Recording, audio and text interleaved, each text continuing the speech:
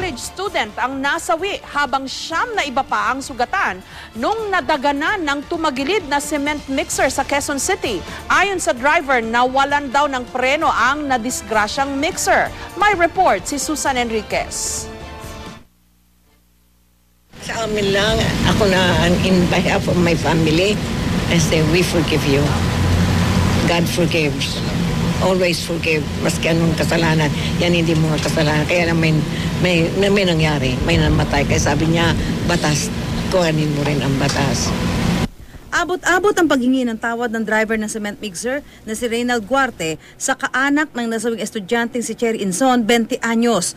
Kasunod yan ng pag-araro at pagtagilid na minamaneho niyang mixer sa kanto ng Araneta Avenue at Del Monte, Quezon City nitong umaga. Nag-aabang daw ng masasakyan ang biktima nang madaganan siya ng dambuhalang mixer. Ayon sa ilang saksi, mabilis ang takbo ng cement mixer. Una raw itong bumangga sa mga early warning device ng ginagawang water pipe repair sa lugar, saka bumangga sa poste ng traffic light at tuluyang tumagilid. Nung stop dito, papuntang Quezon Hub, kita ko yung truck ng simento, bilis. Parang umasa sa gutter sumampa kaya bumaligtad. Yun nakita ko, tapos meron palang jeep doon, nadaganan na siya yung jeep. Talagang wala na pong preno ngayon dahil wala na pong gulong sa harapan po Tanggal na po yung pinaka-ehiho sa harapan. So, panihirapan. Opo. Nagkalat sa daan ng sementong dala na mixer. May 2 oras pa bago tuluyang naialis ang katawan ng biktima. Aksidente talaga, aksidente at saka vehicular. Pero naman, yung mga driver dapat talaga mag-ingat din sila. Kasi tinan mo, inosenteng bata. Bukod sa nasawing estudyante, 2 iba pang pedestrians at 7 sakay ng nadaganang jeep ang nasaktan sa insidente.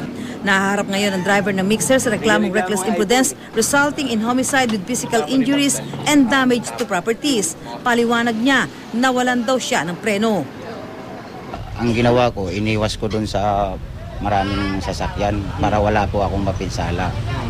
Ginawa ko lahat ng paraan para wala po akong masasaktan.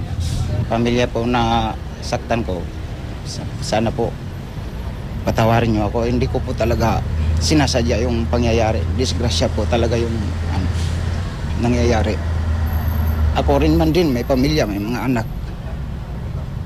Hindi ko naman sinasadya yun. Hindi naman po sinasadya ng asawa ko